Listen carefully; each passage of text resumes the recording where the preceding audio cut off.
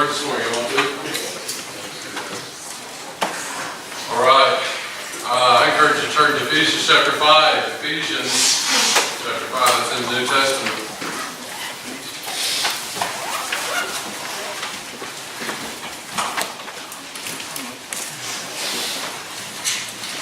We're going to be looking at several expressions today. We kind of give you a review of where we've been. We're going to continue this next week. So, I don't know how far we can get today. Last week we talked about being new, and what does that mean? The title of the sermon was What's New last week. And the whole emphasis was this last week. In Christ we have new life and a renewed purpose. And we looked at that scripture verse that you know, 2 Corinthians chapter 5, verse 17. If any man be in Christ, he is what? Yeah, he is a new creation. Old things are what? Passed away, and all things become what? As if they were brand spanking new. Now let me kind of give you a little history here. I didn't do this last week, but let me kind of look up here right quick, okay? I know you're going to Ephesians, but let me kind of, because we're going somewhere with this. And so it's kind of going to be a series. I never intend some of these things to be serious, but I get more and more into the Word, and it just becomes just incredibly new to me, you know? I've been doing this for 30 plus years, and every time I do this, it's just there's new stuff there. Y'all know what I mean?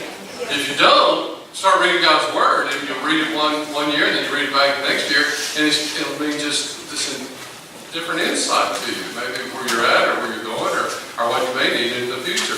But understand this, at the church at Corinth, they had a lot of issues. They were struggling spiritually. I mean, they had a lot of baggage in that church, the church at Corinth. And what Paul did, he reminded them of their past life. He said this, he said, now, in 1 Corinthians chapter 1, verse 26, he said, I want you to think about where you were. That where you were unwise. There's no influence in your life. And some of you were sexually immoral and impure. And there were some of you that were indulging in homosexuality and some gross sins here. And your past life, you were thieves and you were drunk and you were greedy. And what Paul is dealing with, and he's talking about church folks too, by the way, okay? And he said, and by the way, this is who you were, but because you're in Christ, you're still thinking that way, and some of you are still acting that way. And there's a problem here, right? Sounds like the church of today, right? And so there's a problem here, and I want to review where you've been. Your past is these things, but let me remind you, you're a new creature in Christ, and old things are passed away that should be behind you. You become this newness. And that's what we've been talking about, this word new, for a new year, but also, what does that really mean? We try to dig into some new insight there. And so you see in 1 Corinthians when Paul says these things in chapter 2, he says, you guys are still acting in this old way of lifestyle. In chapter 2, he says, y'all are still showing favoritism. There's cliques in your church, and you're ostracizing other people. In chapter 3, it talks about your spiritual babies. You need to grow up and eat some meat here. Grow up. Be who you are in Christ, because you're this new creature. You're not a baby anymore. Grow up in that. In chapter 4, it talks about that you're stuck up and you're arrogant. You have pride. There's no humility in the midst of your church. And then chapter 5, he really gets detailed here. He talks about there's a man in your church that's sleeping with his new mother. And y'all not only are just kind of looking at that, y'all are exhorting yourself because of your tolerance to accept him in that behavior. Now we're to love one another, but we're to call sin. Amen? And especially in the church, you just call it for what it is. And yet, y'all are showing tolerance here and you're bragging about that. And then in chapter 6, he says, you guys are suing one another. And over, he reminds them that, look, you're a new creature. You're a new creation. You need to put that old stuff behind, and you need to act who you are. And in Christ, he says this, we have a new life, and we have a renewed purpose in this life. And so for believers, let me tell you, in the whole gist of what we were talking about last week was, the whole gist of that as believers, listen, as believers, that we're to walk in this newness, and anything outside of Christ is absolutely meaningless. It holds no value to us. And so when we talk about newness, it's not the newness of the world, but because we have this newness, we're able to be empowered by Christ, and we're empowered by the Holy Spirit of God, and we walk in this newness every single day of our life. But the problem is that we attach ourselves to these new things that look good, and it brings meaningless in our life. By the way, we're going to be accountable to the way we live our life. You understand that? And I'm going to show you at the end of this message something God showed me I've never seen before about that accountability and what's that mean. A guy that gets a second chance in life. And what does he do? I've never seen this before, but I began to read this over and over, and it just began to just really come out. In Ecclesiastes, we see what I'm talking about here. When I was out in West Texas this past week, Lisa's never been out there, and I was showing her, my little story about it's so flat out there. It's the only place you can see your dog run away for 3 days. That's my favorite story about how flat it is. But also, there's called Texas tornadoes. Anybody know what a Texas tornado is? Yeah. It's like this whirlwind. It's not much of one. It's just a Texas dust storm, not dust storm, but just a dust. What? Dust devil. Yeah. I'm being spiritual here, so we won't get into dust devil. Dust devil. And anyway, they spin around. But as a kid, they used to, just during the summertime, they'd be out there. We'd always run for them and try to jump in there. And I remember we were so excited, we'd think that if we got any one of these things that can lift us up, we're going to fly around to the neighborhood. It's just going to be like Dorothy, Wizard of Oz. And every time we do that, so we're kind of disappointed, right? And this is Solomon. He comes to this, and by the way, Solomon has had everything in his life. Okay? He's experienced everything. He's had wealth, everything's at his fingertips. And notice what he says about that. The words of the teacher, the son of David, the king of Jerusalem. It's meaningless, says the teacher, Solomon. Utterly meaningless. Everything is meaningless. Now look up here. He doesn't say that everything in life is meaningless, but he's going to identify what some of those things that he thought would be acclimates of his life. He finally comes into his life, and he's had it all, and he says, all these attractions and all these new gadgets and new things that we get caught up in today's society and new experiences, at the end of his life, he's had it all, and he goes, it means nothing. And then look at verse 14. I have seen all the things that are done under the sun, and he experienced them all. And all of them are meaningless, like chasing after the wind. You never can catch a Texas tornado. You never can catch it. It's exciting, it looks fun, it looks inviting, but when you get there, it's just wind and a bunch of dirt. You hear what he's saying there? And so often we get caught up in the world, and caught up in the things of the world, and the Word of God clearly tells us that we are a new creature, that we follow the newness of the Lord. And in Christ, He makes it available that we can follow Him. And anything, as a believer in Christ, anything outside of Him is absolutely meaningless when it's all said and done. That's where we're going with this message today. Ephesians chapter 5, verse 15. We're going to begin there. We're going to read the Word of God. Anybody want to stand and read that for me today? All right, Andrew, you're my man. Go ahead and read it. Thanks. Ephesians 5:15-18. See then that you work circumspectly, not as fools, but as wise, redeeming the time because the days are evil. Wherefore, be ye not unwise, but understanding what the will of the Lord is. Be not drunk with wine, wherein is excess, but be filled with the Spirit. Okay, let me give you my where we're going here. Throw my outline up there, please. Here's what we're going to do. We're going to be talking about this, learning how to live your now new. So we're going to change this word up here. We're going to do this quite often through this series here. And we're going to go, we've been looking at new, and now we're going to go to the now here, okay? So that's going to be our now word. Anyway, the new is the now, and we'll come back to the new when we get to that now, okay? Maybe y'all confuse this one. Here's where we're going to go. Let me show you where we're going to go with this. I'm going to give you 4 points, and probably we're going to do 2 today. In fact, we're only going to do 2 today, maybe the 2. Here's what we're going to look at first. Live your now wisely because your time on this earth is limited. Second of all, win the battle now through opportunities. Keep going, just pull along there, Joe. Understand your now is knowing God's will. And finally, empower your now by being filled with the Spirit. Sounds pretty cool? Okay, it's going to be a pretty good journey. Because these are some things that I've never seen before. Let's go back to the first one now. We're going to start on this one. Live your now wisely because your time on this earth is limited. Verse 15. We got verse again. See then that you walk circumspectly, not as fools, but what? But as wise. But as wise. And so that's what we're going to kind of look at this morning. We're going to kind of look at it a little different there. Let me ask you a question here. When you hear this sentence, or when you think about this, what do you think when you're reminded that life is short? What comes to your mind? Go ahead and respond to it. Better start doing something, right? Life is short. Anybody else? Yeah, Jesus is coming back. We better shape up, you know? Yeah. Anybody else? Eternity. Eternity? Just a little tiny piece. Yeah. What have you accomplished? Yeah, what have you accomplished? Stewardship. Stewardship.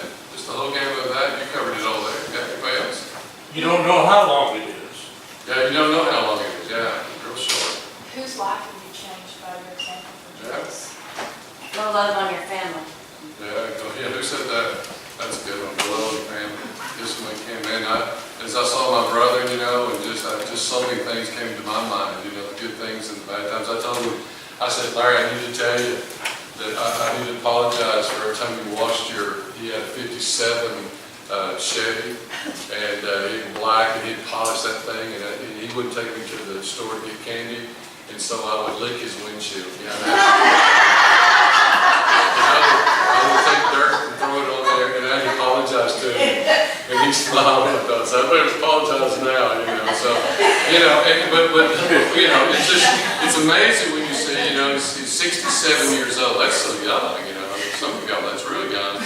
But at 67 years old, that's young. And you begin to think, life is so short, right? Now, a lot of times when we think of that, and we've been in tune to think that, you know, man, I need to do better, I need to work harder, I need to sacrifice more, and all of that thinking that life is short, it says, I need to take some action now, right? We tend to think that way, right? All of us probably think that way, and I kind of guide that. And let me read you some quotes that I kind of pulled up that I think is kind of cool and so forth. Talking about being life is short. Life is short. Love is longer. Sounds good. Life is too short to hate because I'm too busy to love and enjoy this life. Life is merely a minute long, so don't waste your seconds any day. Life is too short that there's not enough time to get old. How many of y'all like that one? Yeah, I like that one. Life is a first impression. You get one shot at it, make it an everlasting impression. I want to show you a video. It's a pretty short video. And just take it in what it's worth, but it's talking about the brevity of life and putting in perspective that we all like jelly beans. All right? Play that video too. These are roughly 28,835 jelly beans. I counted out 500 of them and used those to weigh the rest. In this pile, there's one jelly bean for each day that the average American will live. You might have more beans in your life, or maybe less, but on average, this is the time we have. Here's a single bean. It's your very first day. A special day, but kind of a rough day on everyone involved. Add 364 more and you have the first year of your life. Now, for a sense of scale, here are your first 15 years, 5,475 days, which brings us to the threshold of adulthood. And at that moment, this is the time that we have left. And this is, on average, what we will do with all that time. We will be asleep for a total of 8,477 days. If we're lucky, some of that time we'll be sleeping next to someone we love. We will be in the process of eating, drinking, or preparing food for 1,635 days.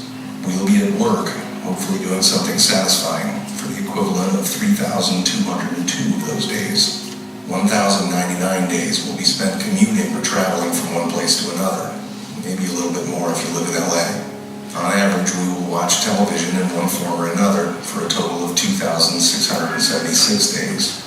Household activities like chores and tending to our pets and shopping will take another 1,576 days. And we will care for the needs and well-being of others, our friends and family, for 564 days. We'll we'll spend 671 days bathing, grooming, and doing all other bathroom-related activities. And another 720 days will go to community activities like religious and civic duties, charities, and taking classes. After we remove all those beans, this is what remains. This is the time that we have left. Time for laughing, swimming, making art, going on hikes, text messages, reading, checking Facebook, playing softball, maybe even teaching yourself how to play the guitar. So what are you going to do with this time? How much of it do you think you've already used up?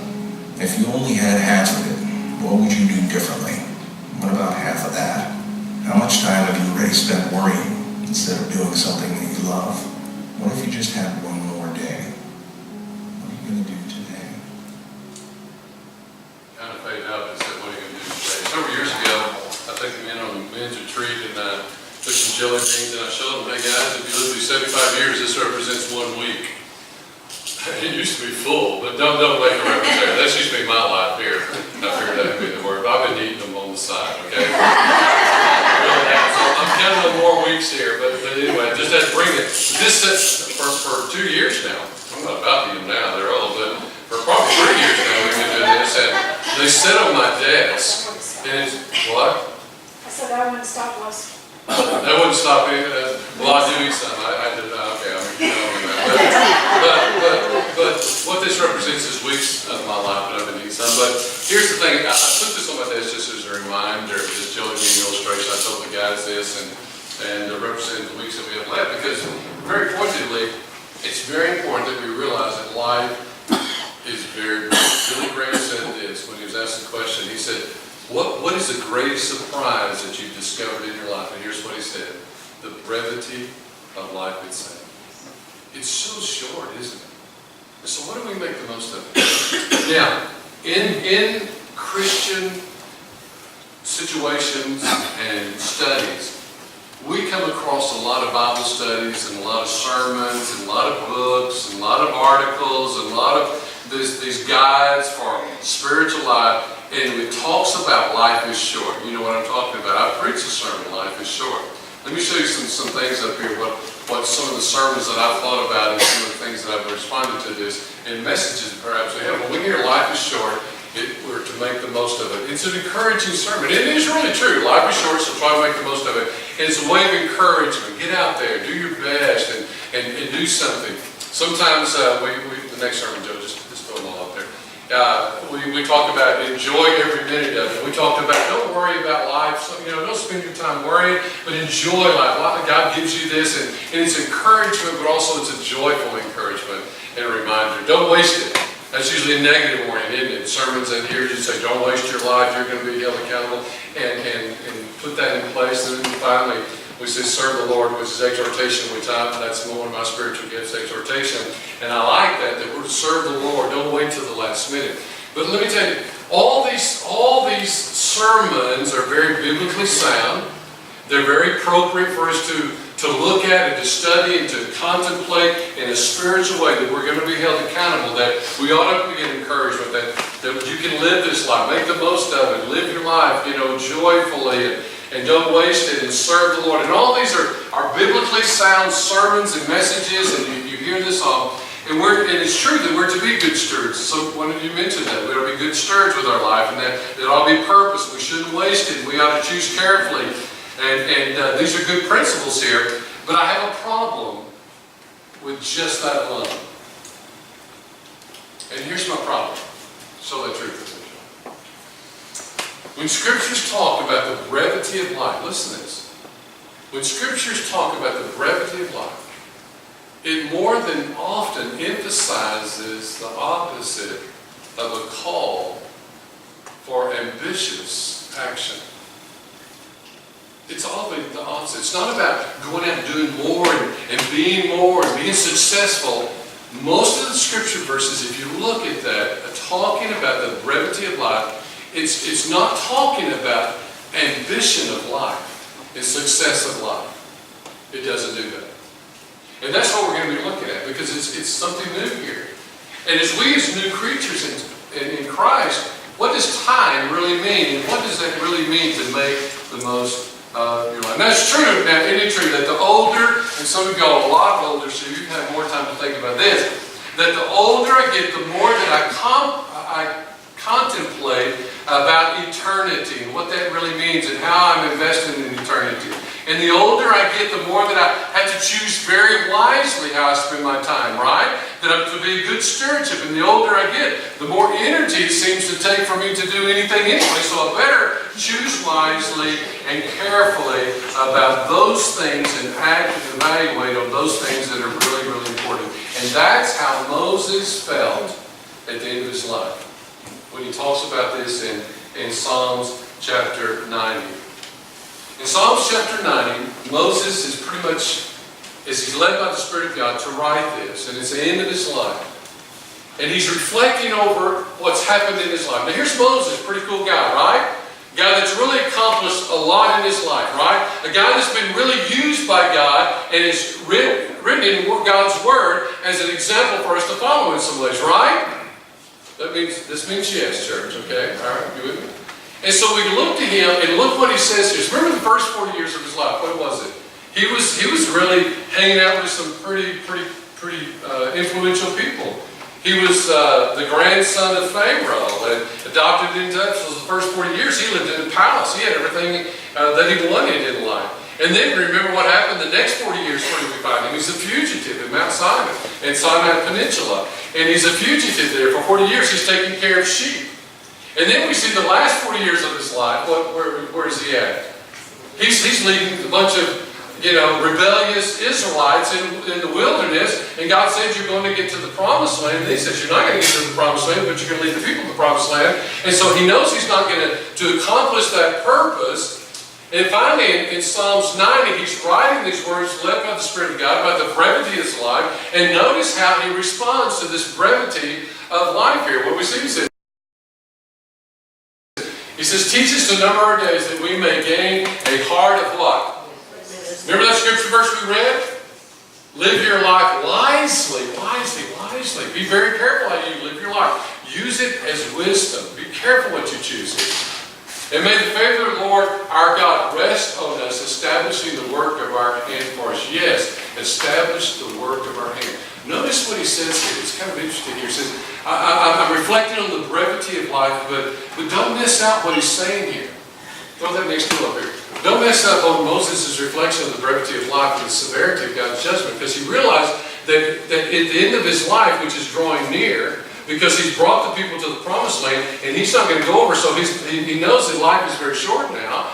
And so he's writing this, and he realizes he's going to stand before God one day, and he's going to have to give accountability of how he lived his life. So he's reflecting on his life now, and he's reflecting on the sovereignty and the judgment as he stands before God. And notice how he lived his life. And notice what he said, nothing would matter unless God confirmed it and gave permanence to it.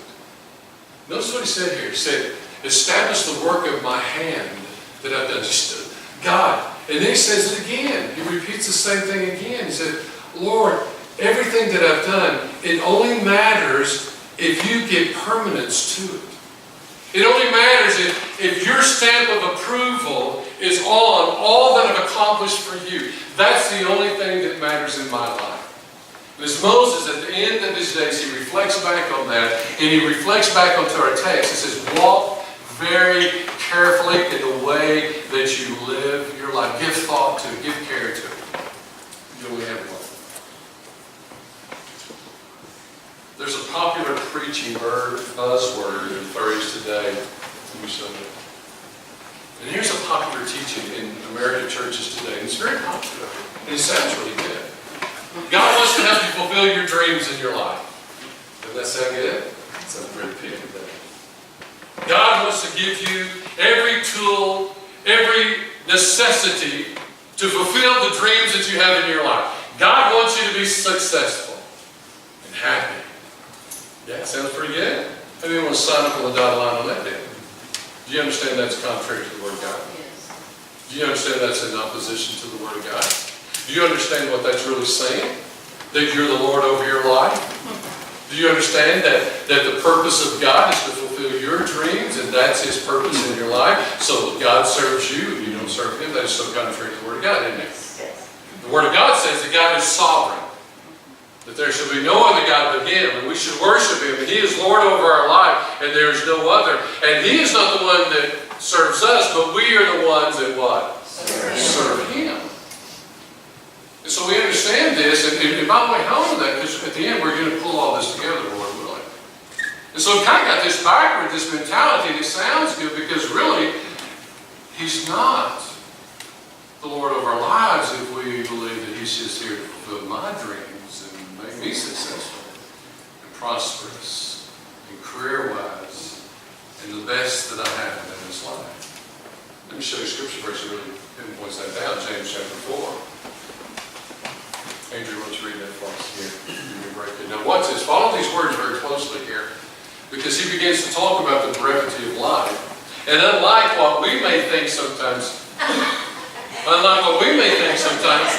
what we've taught in the American church today, and what I've even said, which is very apropos, but what the Scripture teaches about what I said, the truth about it is that the brevity of life in Scripture talks about, not about these actions and ambitious actions, but it talks about something else that we're going to be looking at, a different way to handle the brevity of life.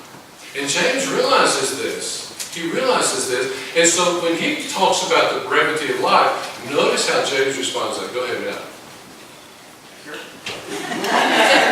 James 4:13-17. Now listen, you who say, today or tomorrow we will go to this or to that city and spend a year there, carrying on business and make money. Why, you do not even know what will happen tomorrow. What is your life? You are a mist that appears for a little while and then vanishes. Instead, you ought to say, if it is the Lord's will, we will live and do this or that. As it is, you boast in your arrogant schemes. All such boasting is evil. If anyone then knows the good they ought to do and doesn't do it, it is sin for them. Just hang on that for a minute. Say that right there. It says, what is your life? In the midst of appearance, what for a while then vanishes. You see, it's like life is like a vapor, right? Do you realize that sometimes? It's so short, isn't it? So short for others. Life is so short. The older I get, the faster it seems to go, right? You know what I'm saying? What's up with that? I didn't think of that. Anyway, when I was a kid, I'd lay out in my grass and just look at the sky and the clouds, and I go, man, I can't wait till I'm 15. I can't wait till I'm 18. You know that process. Is it ever going to be here? Now, slow down. You're going too fast, although you may not think so. But anyway, notice what it says. The person said, you ought to say it the Lord's will. Notice what he's saying here. This arrogance about ourselves that we're going to do this, and I'm going to do that, I'm going to be successful here, I'm going to do this, I'm going to do that. And then notice what he talks about in the brevity of life. How dare we go with arrogance to say, I'm going to do this, I'm going to do that. Notice what he says. We're to walk humbly before God, aren't we? When we talk about the brevity of life, we must understand it's only that we have breath in our body, not because of us or what we do. It's only the things that we have around us that give us some sense of security, some sense of comfort, that it's because God is giving us. Let me read this, what I put together. Live now wisely. Life is short. Therefore, stop making ambitious declarations about what you're going to do. Instead, acknowledge that God is the one in control, and only with His blessings can we ever do anything.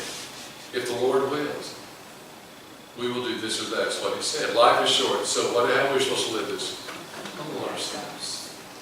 So let me tell you, if you want to be wise here, and you want to live in the now, this now moment that you have right now is so short. Live it with humility. You'd say, Lord, I'm so grateful that you've given me this day. Like today, you've given me this day. By your grace, I'm here. By your grace, I will be able to do those things led by you because I'm in your will. How often do we start the day? Well, I've got to do this. I better drink some energy. I better eat a good breakfast. I better put my suit on, or I better put my best clothes on because I'm going to do this, that, and we'll leave God out completely. How dare us do that? How do I want to live in the now? Live in the new. And here's the new. Walk humbly before God every day. Lord, it's because of your grace that I'm here today. It's because of your divine providence that I even have breath in my body, a family, finance, and all this is because of you. Lord, I am so grateful for you. Do you know what the Father would do when He hears His child praying that kind of prayer every morning? I believe there's going to be an anticipation in your life of newness and creativity, of how the Lord will direct you and use you, because whoever walks humbly before Him, he will be exalted in the kingdom of God. So we talk about being used, and well, I want to make my life count, and stop. Walk humbly before Him, and He'll allow you to be exalted in His kingdom, to be used and accomplish matters. Amen? Are y'all getting that? Okay, we're going to build on this, okay? We're going to get to point number 2. I'm doing good. Wow. Is that clock right? I knew y'all turned around. I'm trying to speak slow. Okay. Let's go to the next point. Check this out. I'm getting excited about this one because this is going to be cool. Win the battle now through opportunities. Now look up here. You know what my point was? I had to rewrite this sermon. My second point was titled, Make the Most Out of Every Opportunity. And I had it outlined last week. And I started studying this more and more, and I go, oh no, here we go. God's going to change it on me. And I had all this prepared, thought I could, had all my time spent, and a lot of time in that, and I thought I got this, so I'm going to be okay with this. I've got my outline here, and I had to change every bit of this. God put something else on my heart to say to you. So the title of this next point is not to make every opportunity the very best you can, but win the battle now through opportunities. I'm going to tell you why I wrote it that way in just a moment. Let's look at that verse in King James. We're going to go to King Jimmy on this one because I like it. It's so cool the way King James says this. I know it says make the most. Some of you have different translations here. Make the most of your time. Give it your best shot. All these other terminology. But I love King James because he's just cool the way he says this term. And it brings life to it in a different way that I think will help us understand what Paul is really saying here. Notice what it says. It says, redeeming the time because the days are evil. Redeeming the days. Redeeming the time because the days are evil. How many of you have ever heard that scripture verse before? Okay? I just read it to you. I'm not sure why all y'all are raising your hand. I just read it 3 times.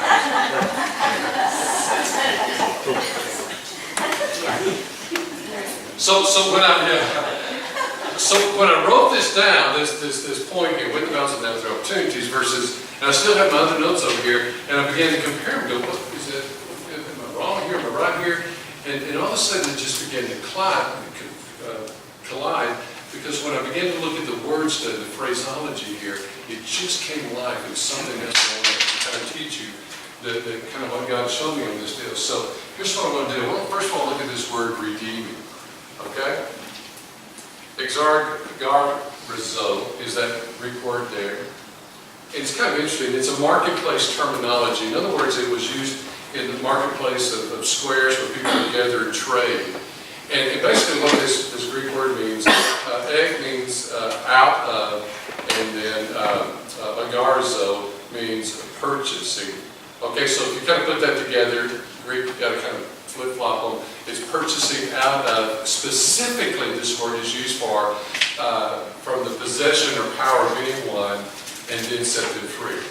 And in the marketplace, this word redeeming, was the process of buying a slave and then taking that slave and setting them free. That's the terminology that this word was used. When I began to think about that, I thought, wait a minute, why couldn't that word just be, make the most of your time? We could go on, we could have a nice sermon on that, and it'd be a great sermon on that, I'm sure. And it would be a good teaching us about how to use our time and use it wisely. But notice the phraseology and the words that are used here specifically about this term. It is the words of when somebody would buy a slave. Now, you must understand those terminology. Don't get upset about those days, but that's just the way that it happened in those days. But when you bought a slave, it was very, very expensive. Slaves were very, very expensive. And so when you bought a slave, it cost a lot. There was a great price to be paid.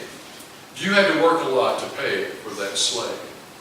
But that word redeeming was you would pay a great price to buy that slave, and then you would take that slave and you would hand him his papers to set him free.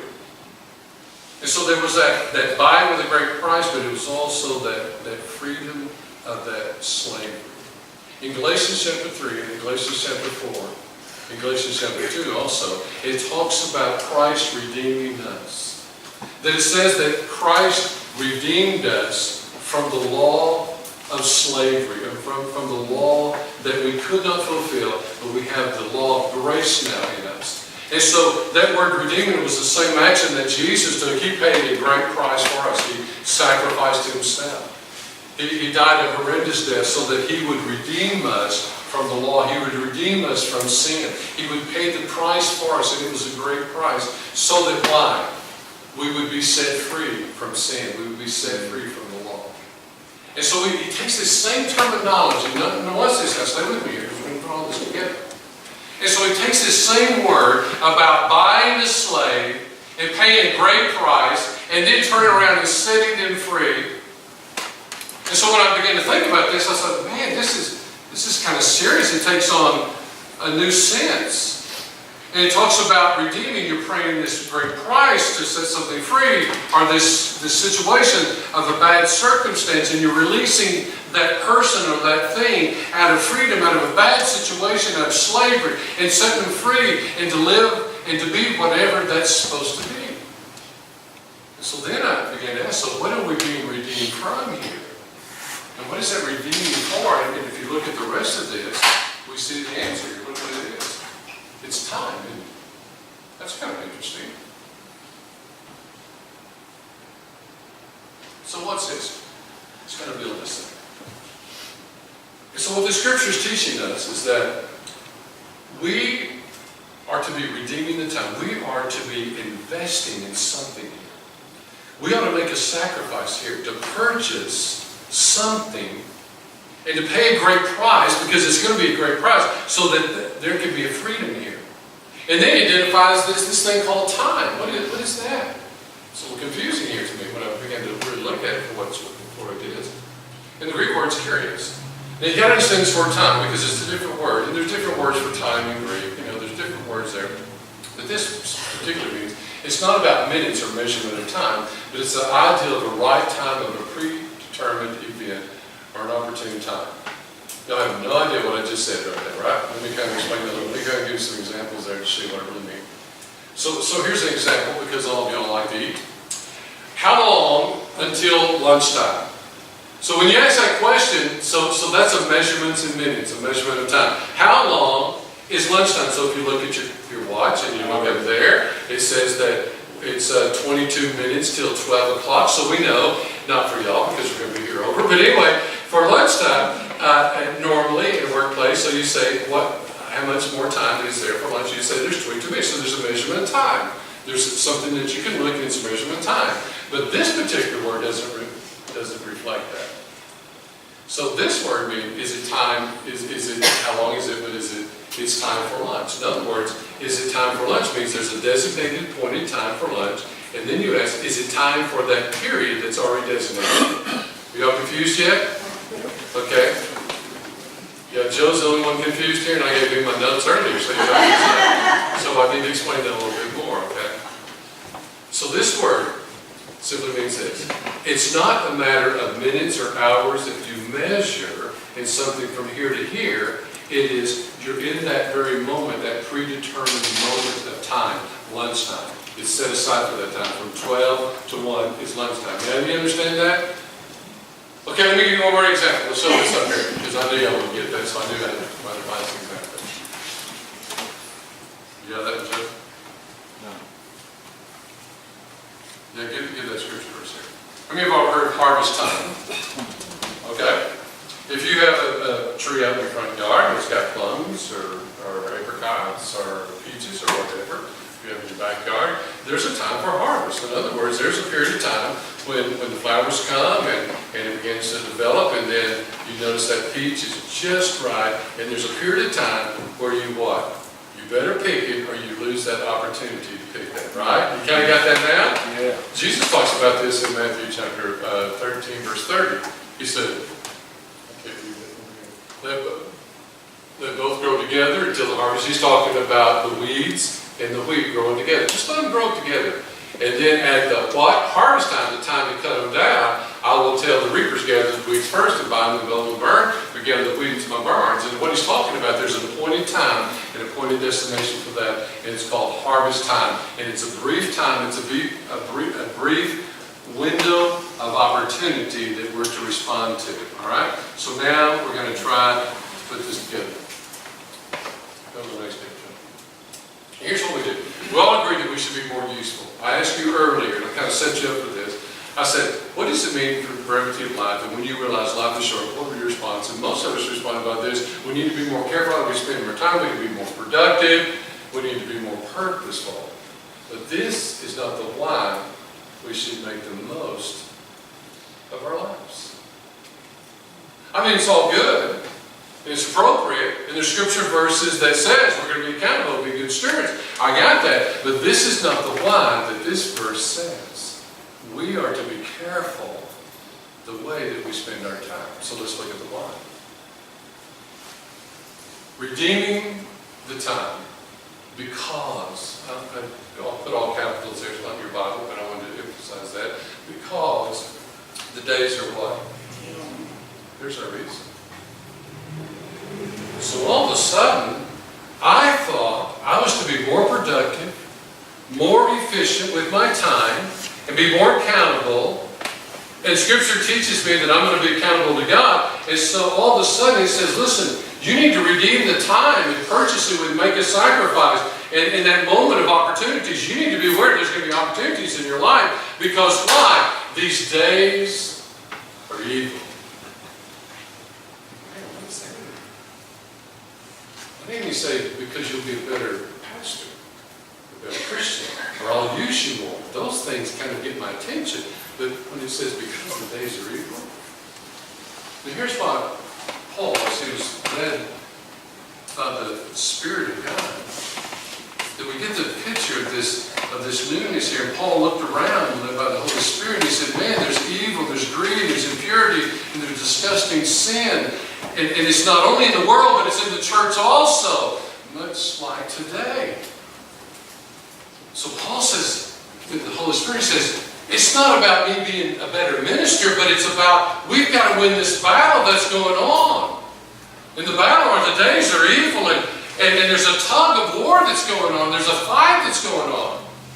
And there's opportunities that are going to come in their brief moments in time that if we miss them, the days of evil are going to win, and they're going to win this battle over and over. So let me show you the point of truth I'm trying to make here. I'll demonstrate it. Because the days are evil, we have to reserve and to redeem these opportunities from the clutches of the evil. And so opportunity, what's this at? So we've got to respond that there's a battle going on here, and there's a tug of war that's going on here, and there's this raging war that this is the reason that we redeem the time.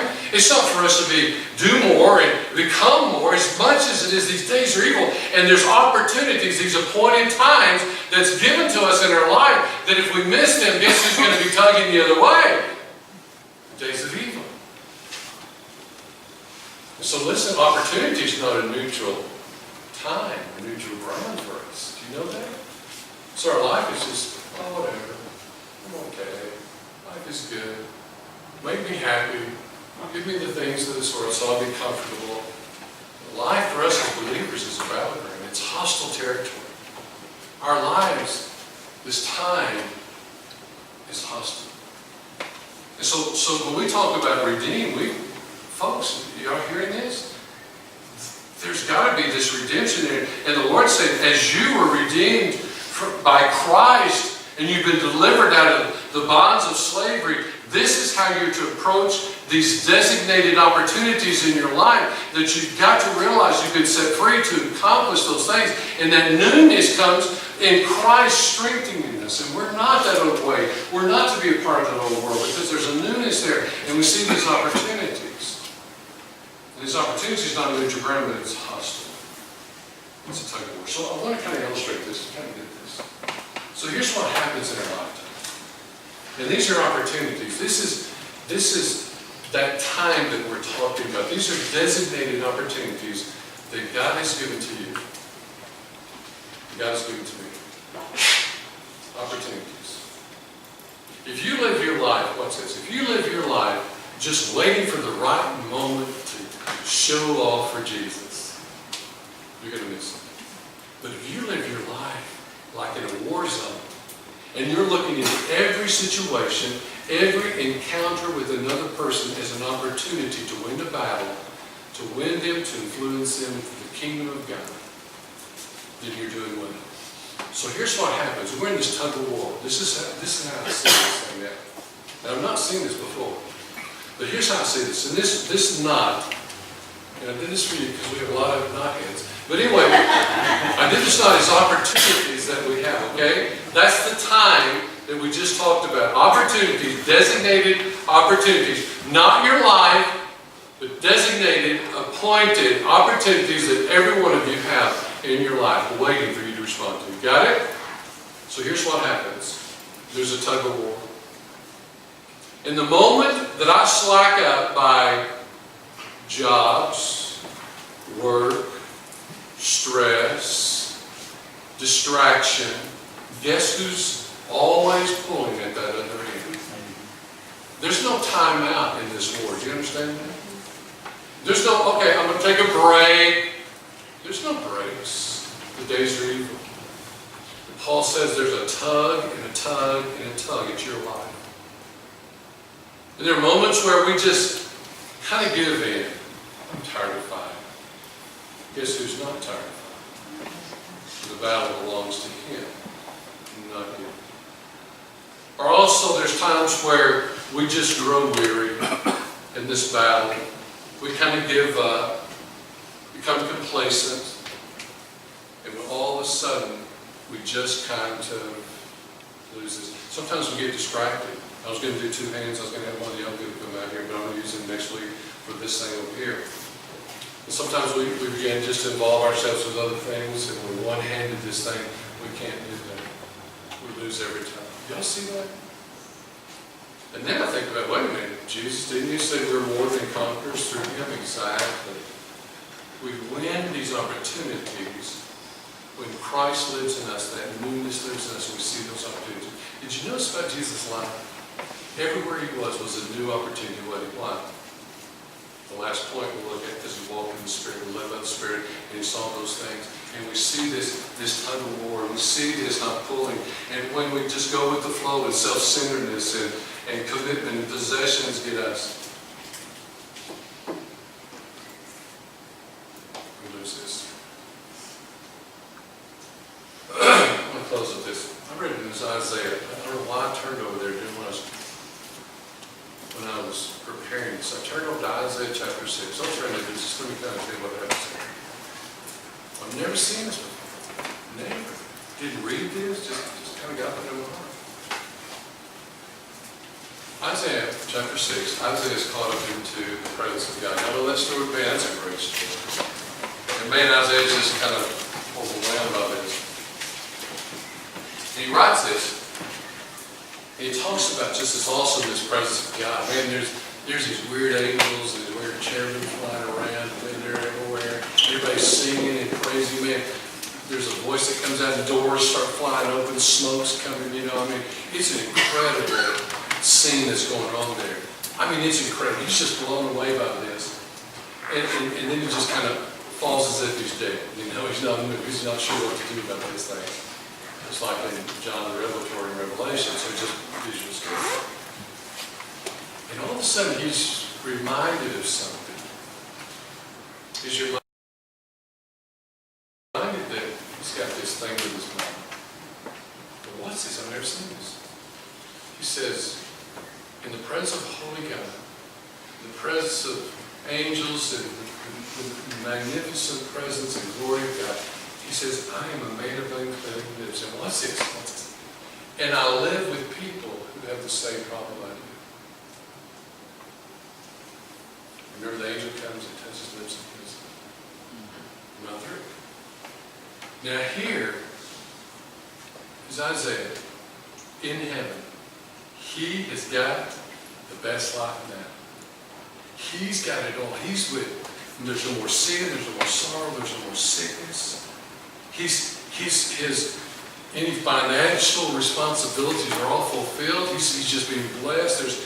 There's these streets of gold, there's this magnitude, there's rubies, and there's all these diamonds that I think are just illustrations of the greatness of the Lord and just the riches of His grace and mercy.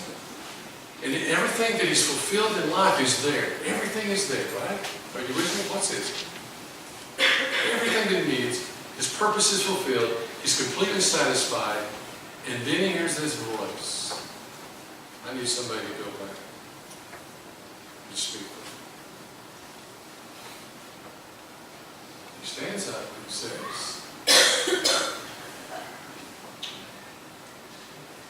if I was there, what? You want to go back? You want to go back down? When you got it all here? What's this now? This prosperity gospel? That's what God wants you to have? He's got it all? What's this? He's got it all. And he stands before God in accountability to the way that he spent his life. And all of a sudden he realized he wasn't accountable to those opportunities that he had much. He lost this battle. He stood. He's in heaven and he realizes, I've lost this battle. And I was just like the world. And I lost the days of evil. And that's what I saw when I began to read this. I'm losing the time. I lost this. And when God gives him second chance, and he's got all the riches and all this, all the purposes fulfilled. He's in heaven. I mean, that's our whole goal is to get to heaven. And then we got him made. And he says, no.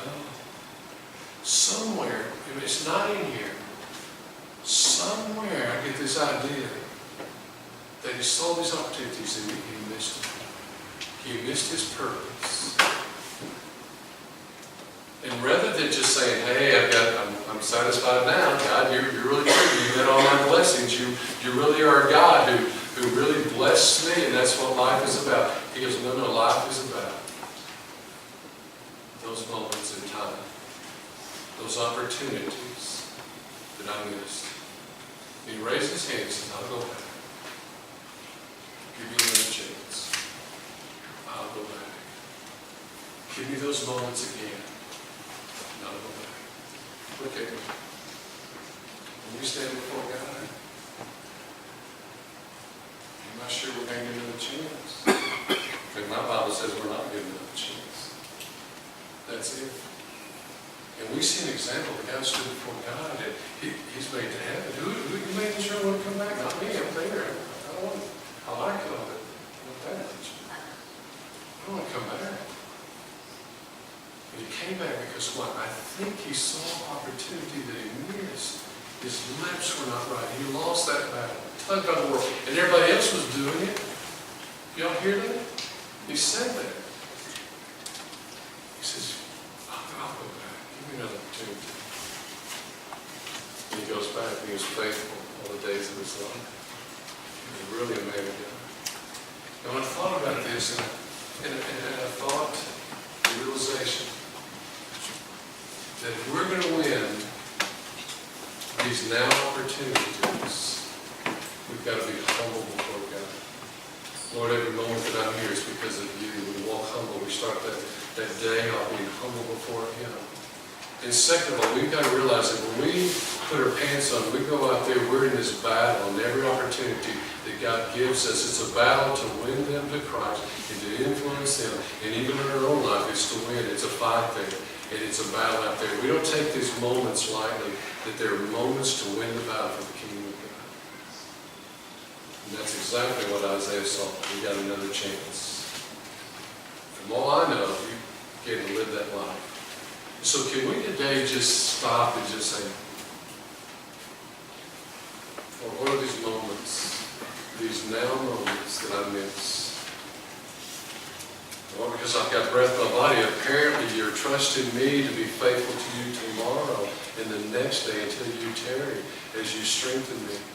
So I'm going to walk humble before you. I'm going to trust you in all that I do. Second of all, every now moment that comes, I'm going to walk in the newness of Christ because the Bible says because you're a new creature, you can accomplish great things for the kingdom of God in newness. principle. Amen? I don't know about you, but that was good for me. I mean, man, that was really good for me. So y'all just happened to hear me talk to myself. So. Let's pray. Lord, we thank you for today. I thank you for those hearts that are here. They're so tender to you today. It's so obvious. Honestly, a bit better and easier sometimes just to get a sermon and do your best, live with purpose. But this kind of hits hard. We're in this battle, and it's so serious. It's life and death every day, in these moments that we encounter people that are dying and going to hell, that we just kind of look at and say, well, maybe when the right moment. Lord, give us this mindset of a warrior that's looking at every movement as an opportunity to win this battle. So Lord, when we go to school, we go to work, in our home, when we're at the grocery store, when we're at Ace, or wherever we're at, it's an opportunity to win that battle. And that's what we're called to do, to redeem the time, these opportunities.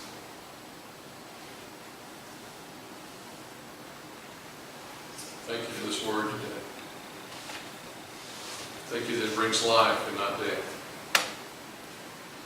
Lord, help us to live a life that pleases you.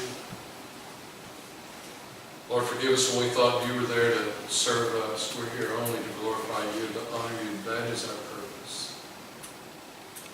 Lord, we love you today. I thank you for those that are here. Thank you for their lives and that purpose that you put into each of us.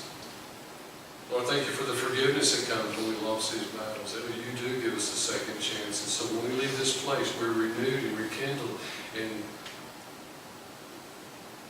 committed to you, Father. It's been good to be in your house today. I ask this in Jesus' name. We pray together. Everyone said.